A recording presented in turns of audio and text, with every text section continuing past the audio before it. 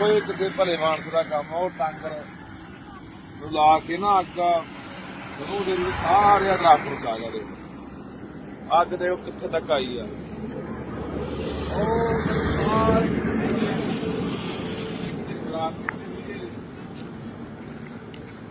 सारे बचा बस सट के सी घर में तुर गया।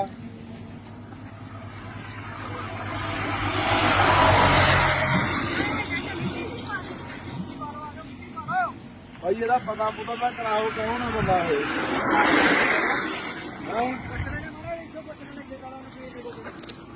पत्ते खिलाफ कौन है कार्रवाई कराओ यार।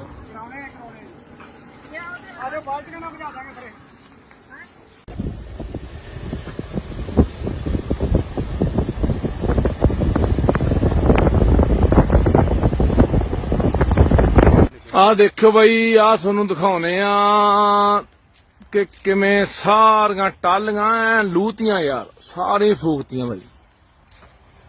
आ देखो छोटे छोटे दरख्त सब चकते भाई। आ देखो आ देखो निम ही छोटी जी फूकती आ चकती सारी टाली। आ देख लो सारी आ देख लो आ फूकता। आ देखो आ ले आ देखो कड्डे कड्डे एन। आ देख लो आ देखो इधर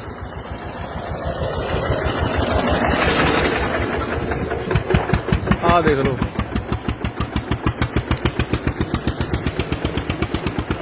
ओ भाई अग किने लाई ही?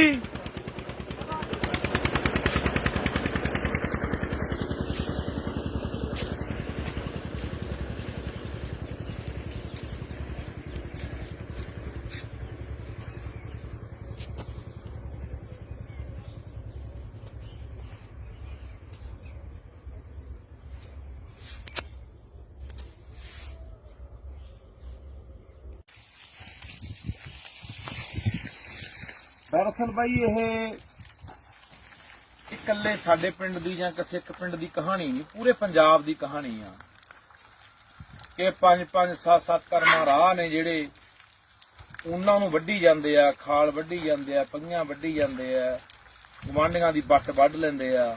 हुण इह 7 करमां राह बई 7 करमां राह 2 खाल सी विच वड्ढ के 2-2.5 करमां रह गईयां, उहदे नाल भी नहीं सबर आया। हुण इह सोचदा भी आ बूटे जे पट्ट के परे करके ते राह इह भी विच ही मिला लगे। मैं ना लोकां नूं पुछना चाहुंदा यार, जे तुहाडा 10 किल्लियां नाल किसी कोल 10 है, किसी कोल 5 है, किसी कोल 20 है, किसी कोल 50 है, उहदे नाल ढिड नहीं भरदा तां फिर बई पंघियां वड्ढ के खाल वड्ढ के नहीं चवारे छप्पे जांदे। आ पिछे एक सरदार है 100 किल्ला पैली होनी है, उहने भी ला के आदे सीरी नूं ते बूटियां दीयां जड़ां कढ़ातियां, ओह सारे डिग पए। हुण जे 100 किल्ले वाले नूं सबर नहीं हैगा, असल बंदा बेसबरा होगा, सबर गया हिल ते मूत जाल लाई बैठा ते मूत जाल लाया मच्छियां नहीं मिलनियां बई। इन्नी गल तुहानूं यही पिंडदे आ, यही कहना चाहुंदे आ, ना रुखां नूं पट्टो, ना अग लाओ, ना धरती नूं मचाओ, अपना पानी सांभ लो, अपने रुख अपनी धरती सांभ लो, धरती नूं हरी भरी करो तां कि तुहाडीआं आउण वालीआं नस्लां इत्थे जिउंदियां रह सकण। माड़ा मोटा दा यार कल नूं हत्थ मार लो कि साडा फर्ज बनदा। तुसीं एक गल आपदे ध्यान च कदे लिया के देखिओ कि जे कदे जिवें असीं हुण बेगुरे होए आ, इन्ने बेगुरे बेगैरत आह ना बई तुहानूं दिखाउने आ करतूतां इन्हां बंदिआं दीआं। आ जामण खड़ी है असीं लैण वार जामणां लाईआं सीगीआं, ਇਹ ਰਾਹ ਜਾਂਦਾ ਸਾਡੇ ਪਿੰਡ ਨੂੰ। ਆਹ ਦੇਖੋ ਆ ਜਾਮਣ ਦੀ ਕਿੱਡੀ ਹੋ ਗਈ। ਇਹ ਦੇਖੋ ਇਹ ਪੱਟ ਕੇ ਨਾ ਵਿੱਚੋਂ ਐ ਪੱਟ ਕੇ ਐ ਤੇ ਵਿੱਚ ਹੀ ਰੱਖਦੀ ਐ ਇਹ ਰੱਖਦੀ ਵੀ ਸਾਨੂੰ ਲੱਗੇ ਵੀ ਯਾਰ ਇਹਨੂੰ ਕੋਈ ਸ਼ੌਂਕ ਆ ਗਈ ਜਾਂ ਕੋਈ ਹੋਰ ਕੀੜਾ ਪੈ ਗਿਆ। ਇਹ ਕਰਤੂਤਾਂ ਨੇ ਬਾਈ ਇਹਨਾਂ ਲੋਕਾਂ ਦੀਆਂ। ਦਰਅਸਲ ਇਹ ਰਾਹ ਜਿਹੜਾ ਇਹ ਰਾਹ ਨੂੰ ਵਿੱਚ ਮਿਲਾਉਣਾ ਚਾਹੁੰਦੇ ਸੀ, ਵੱਢ ਕੇ ਅਸੀਂ ਵਿੱਚ ਮਿਲਾ ਲਾਂਗੇ, ਪਰ ਅਸੀਂ ਬੂਟੇ ਲਾਤੇ ਉਹ ਤਕਲੀਫ ਦਿੰਦੇ ਆ। ਹੁਣ ਇੱਕ ਨਹੀਂ ਕਈ ਤੋੜਤੇ। ਉੱਥੇ ਪਿੱਛੇ ਟਾਹਲੀ ਉਹ ਤੋੜੀ ਪਈ, ਉਹਦਾ ਗਲ ਤੋੜਿਆ ਪਿਆ। ਅੱਗੇ ਕਈ ਪੱਟ ਕੇ ਖਿੱਚੇ ਪਏ ਆ, ਪਿੱਛੇ ਬੱਚੀ ਰੱਖੇ ਪਏ ਆ। ਇਹ ਲੋਕਾਂ ਨੂੰ ਸਮਝ ਨਹੀਂ ਲੱਗਦੀ ਵੀ ਯਾਰ ਅਸੀਂ ਦਰਖਤ ਦੀਆਂ ਜੜ੍ਹਾਂ ਨਹੀਂ ਪੱਟ ਰਹੇ, ਦਰਅਸਲ ਆਪਣੀਆਂ ਜੜ੍ਹਾਂ ਪੱਟ ਰਹੇ ਹਾਂ। ਆ ਤੁਸੀਂ ਦੇਖਿਆ ਕਿ ਘੱਟੋ ਘੱਟ 1 ਕਿਲੋਮੀਟਰ ਦਾ ਏਰੀਆ ਜਿਹੜਾ ਜੜਾਂ ਚੋਂ ਰੁੱਖ ਮਚਾਏ ਪਏ ਆ। ਕੀ ਇਹਨਾਂ ਬੰਦਿਆਂ ਤੇ ਪਰਚਾ ਨਹੀਂ ਦਰਜ ਹੋਣਾ ਚਾਹੀਦਾ? ਸਮਝਦੇ ਤਾਂ ਹੈ ਨਹੀਂ, ਅਕਲ ਉਕਲ ਤਾਂ ਇਹਨਾਂ ਨੂੰ ਆਉਣੀ ਨਹੀਂ। ਜਿੰਨਾ ਮਰਜ਼ੀ ਮੱਥਾ ਮਾਰ ਲਓ, ਜਿੰਨਾ ਮਰਜ਼ੀ ਸਮਝਾ ਲਓ ਵੀ ਇੰਨੀ ਅੱਤ ਦੀ ਗਰਮੀ ਪੈ ਰਹੀ ਹੈ, 50 ਡਿਗਰੀ ਦੇ ਉੱਤੇ ਜਿਹੜਾ ਤਾਪਮਾਨ ਵੱਗ ਗਿਆ, ਮੀਂਹ ਪੈ ਨਹੀਂ ਰਿਹਾ।